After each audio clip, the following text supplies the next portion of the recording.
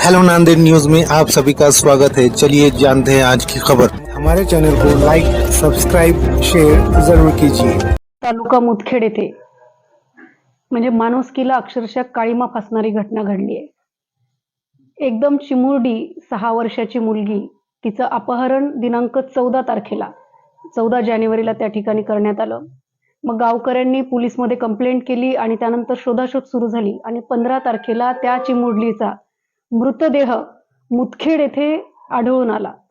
आणि ज्या वेळेला ती मुलगी ज्या अवस्थेमध्ये सापडली तर तिला सिगारेटचे चटके दिले गेले होते, तिला दोरीने तिला फाशी दिली आणि तिच्यावर अमानुष अत्याचार झाले अशी प्राथमिक माहिती पोलीस प्रशासनाकडून त्या ठिकाणी मला भेटलेली आहे।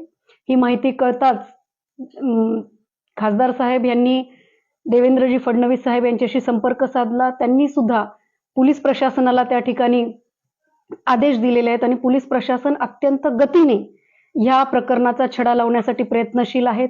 मी आत्ताच सुशीलजी नायक जे डीवायएसपी आहेत त्यांच्याशी बोलले, म्हणजे पवार साहेब आहेत पीआय त्यांच्याशी बोलले आणि निश्चितच म्हणजे पोलीस प्रशासन म्हणून तर ते काम करतायत, पण एका मुलीचा बाप म्हणून सुद्धा या ठिकाणी पोलीस प्रशासन अत्यंत संवेदनशीलपणे काम करते आणि निश्चितच लवकरात लवकर या प्रकरणाचा छडा लागेल, त्या नराधमाला अटक केल्या जाईल।